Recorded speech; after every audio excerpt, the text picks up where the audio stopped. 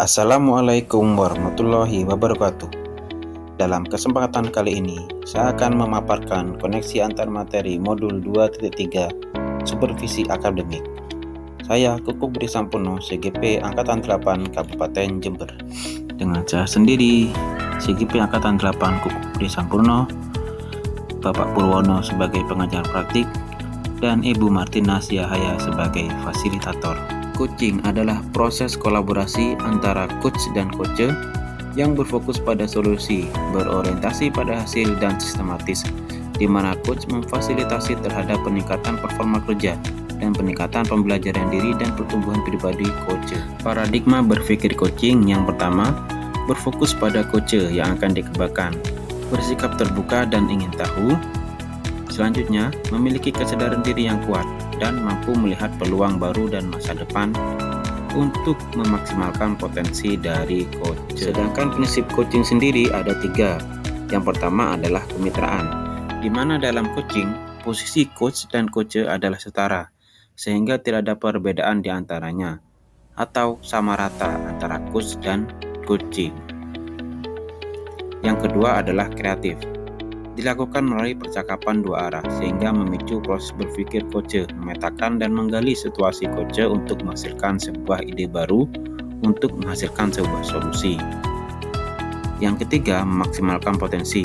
Untuk menghasilkan potensi dan sumber daya dari rekan sejawat, percakapan perlu diakhiri dengan percakapan tindak lanjut yang diputuskan oleh rekan yang dikembangkan atau seorang coach.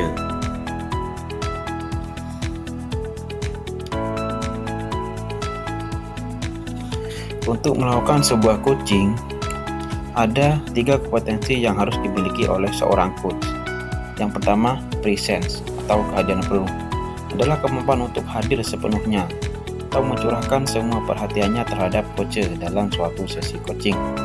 Yang kedua, pendengar aktif, kemampuan seorang coach untuk mendengarkan permasalahan-permasalahan coach dengan baik untuk merumuskan sebuah pertanyaan yang berbobot yang mengarah pada sebuah solusi atau rencana tindak lanjut.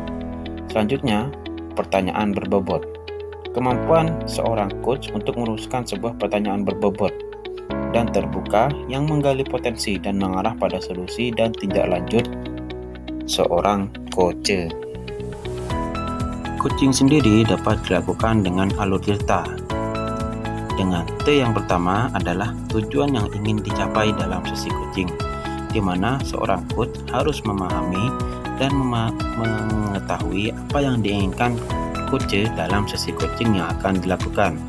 Yang kedua adalah identifikasi, proses menggali potensi yang ada pada diri coach agar dapat memaksimalkan potensi yang ada pada coach. Selanjutnya adalah rencana aksi, yaitu memilih atau mengarahkan kepada solusi-solusi yang akan direncanakan untuk dilakukan dalam sebuah rencana aksi. TEA yang terakhir adalah tanggung jawab, adalah sebuah komitmen coach terhadap rencana aksi yang telah disiapkan. Pengalaman reflektif terkait pembelajaran coaching.